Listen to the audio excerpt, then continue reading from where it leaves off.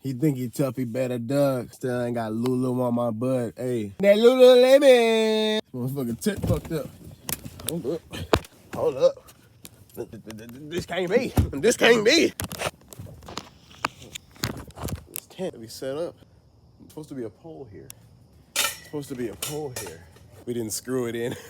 So we ran out of screws. Hold up. There we go. Good as new. This tent is very hard to set up.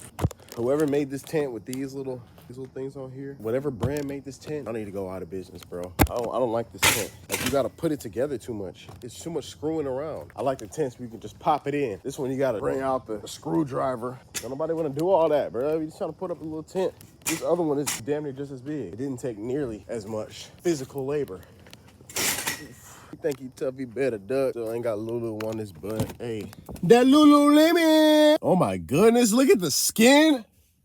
Oh, look at that skin. That's that snail mucin. I be using that shit. No cap. This is why I tell y'all, like, I've made videos talking about you should go through a period where you don't really care about your looks as much. Go through a period where you gotta rough it out. You gotta rough it and tough it out.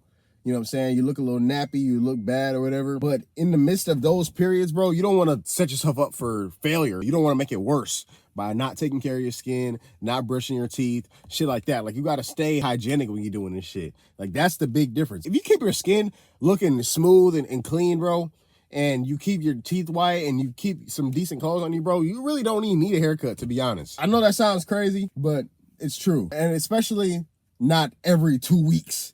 You know what I'm saying? You don't need that shit. Like, that shit is way too much. Maybe if you're an influencer or some shit and you have to keep your image up so perfectly and pristine, like Ashton Hall or some shit. But other than that, bro, I mean, even he don't need to do that shit. He just be doing it. I feel like you really don't need to be looking all that pretty. You know, like, when I first got my haircut, I was like, damn, I look a little too pretty right now. You know what I'm saying? Like, I need to look a little rough. You know, I need it to look a little rougher. I already don't got no facial hair or nothing. So, like, if this shit is too clean, like, if my hairline is too crisp and, like, the fade is too nice, like, I be feeling like a little feminine. Like, it's too pretty. Like, nah, bro, fuck that. I don't need it. I need a rougher look, personally. I like a rougher look. Yeah, I might get some new glasses, too. I'm gonna get some new glasses soon, for sure. I'll rock with these. I'm not mad at them. But, you know, you can always do better. You can always upgrade. The ones I had before this were a lot worse, in my opinion, especially when I look back and look at them. They're like this big. I've been trying to make more content and shit, but I don't know what to talk about, bro. Let me see. Let's do a little Q&A. Since I don't have any followers, since nobody comments on my videos, I gotta use ChatGPT to give me some questions, bro. Crazy. What's something small that helps shape you more than people would expect? Oh man, where do I even start? Something small that shaped me. I'll call this small. Just going to the gym. Honestly, going to the gym shaped me. Going to the gym consistently shaped me. I'll say that, honestly, because that was the first time I had held myself accountable for a long period of time and continuously showed up without making excuses. Like, that was the first time I had ever done that, honestly. Every other time I tried to accomplish some type of goal or whatever, I literally just didn't do it.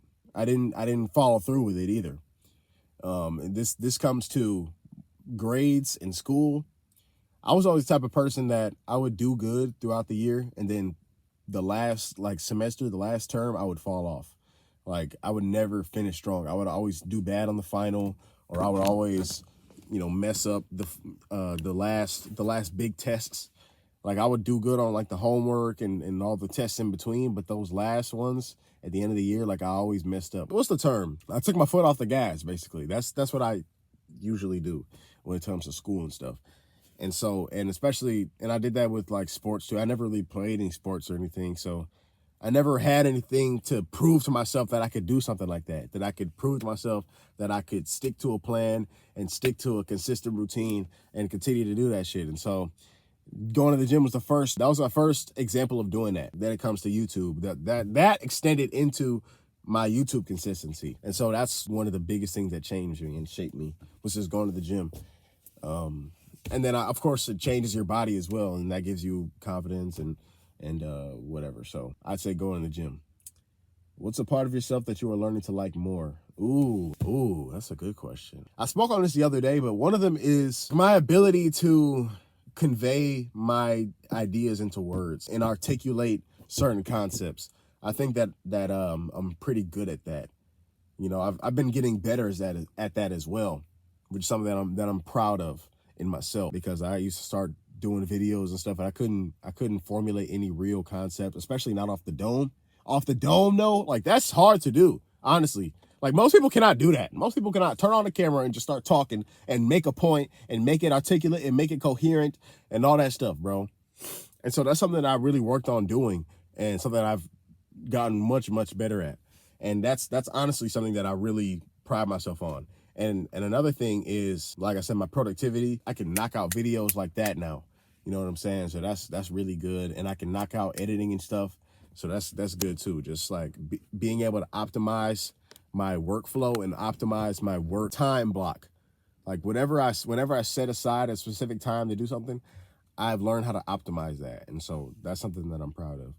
Something that I like. What's a belief you outgrew and what replaced it? That's a good question. Because there's obviously so much. A belief that I outgrew, not being present. I thought that was cool, which is why I made that video.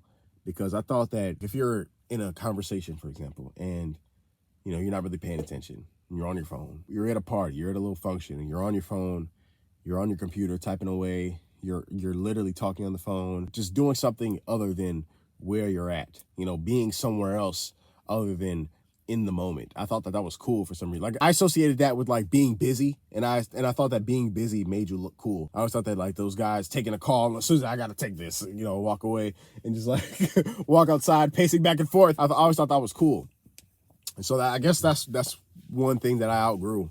I definitely learned that being present is way more impactful, way more cool than trying to act like you're busy or whatever. I think that's like the biggest thing, like acting like I was busy. It's like I didn't want people to know that I wasn't busy or something, you know? Like I don't know how to explain it, but that was something that I went through.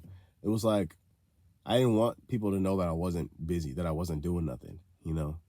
Which is kind of weird. Now I don't care, because I actually do stuff, and so I don't mind when people know that I'm not doing nothing. You know what I'm saying?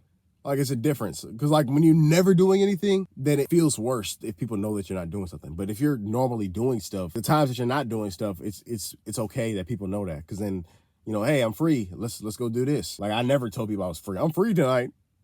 I'm free. Yeah. So this is heavy. This is some good ass questions. I ain't gonna lie. All right, chat.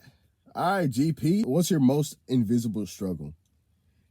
My most invisible struggle would be my social interactions. And what I mean by that is I don't always get the most, which is something that I've been working on. I've talked about this recently, but I just don't get the most. Like I still get some. I make sure to talk to people when I go out. I just don't go out that much. But when I do go out, I'd say what's up to people. I randomly like high five and dab people up. I'd strike up little conversations here and there. And so that gives me like the little bit of social juice that I need, you know, for the most part. But I don't get a lot of deep social connections. You know what I'm saying? I don't have a lot of like deep friends and shit that I talk to about, you know, life and liberty and pursuit of happiness and shit. You know what I'm saying? I have a couple, but sometimes they don't be wanting to do the shit. Like I'm trying to run a podcast too, and these niggas don't want to fucking do it. I'm like, damn, bro, like this shit is annoying. That's like honestly, you know what? That's what it is. That's my most invisible struggle. Like I need somebody to make more videos with, bro. Because like I can talk. Like y'all know I can yap. I can talk by myself, but it's not like, it would be better if I had someone else to bounce the ideas off of if I'm talking to somebody. It's a lot better when you're in a conversation than just me talking like this. You know what I'm saying? Because it's just me. It's just only my thoughts. Like I'm not being challenged right now. Like I need someone to challenge me and talk to me like that. That's really the most invisible struggle. But I think that'll come later. I just need to find somebody that'll make more videos with me. That's really it. Because I like making content genuinely. Like I like to talk to y'all. I like to make content and stuff. But I feel like it could be more engaging if I had a partner. An emotion that I felt lately that surprised me. Here's the thing, bro. It's crazy because I be feeling down. I be feeling down, bro. And I don't know why. It's very temporary. I stop feeling down once I start doing stuff. That's something that I really have conceptualized, something that I really have internalized as the truth. Whenever I feel bad, like whenever I just like, oh man, Sometimes I just get in that mood. I don't know why. Like I just be in that mood. Like fuck, bro. Like, I'm gonna do this shit. Like I ain't trying to do this shit, man. And then once you don't do anything, when you feel like that, then you feel even worse.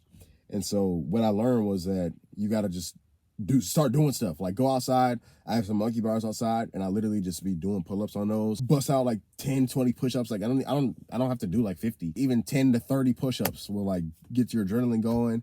And I start editing videos and start being productive, making videos. Literally, like making videos is therapy for me. Like when I feel bad, like and I make a video, then I feel better. So I've just learned that being productive and stuff is like the key to my little depressive states. I'm not gonna call it depression, but those little sad states or whatever. That's something that I'm really glad that I found. I'm really glad that I realized that. I said all that because I be feeling bad or whatever, and that's how I get out of that state. But sometimes I go and I do research and stuff, and I was reading some black archives, bro. I was reading about Whipped Peter, the runaway slave who they made that movie about, and he had those lacerations on his back. And I was reading about Frederick Douglass and Harriet Tubman and all that, and I'm like, bro, like, what am I sitting here sad about? You know what I'm saying? Like, Frederick Douglass, this dude was a slave. He escaped.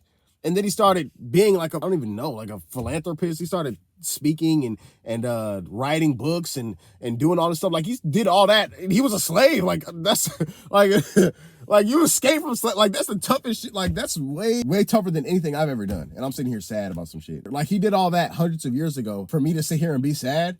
Like, no, like, get up and fucking do something. You know what I'm saying? Like, I don't know. Like, that shit lit a fire in me. Like, that shit was inspirational, bro. Those guys, bro, like, they had nowhere near the luxuries that we have today. And they made such a lasting impact and legacy. Like, that is so profound. That is so just amazing.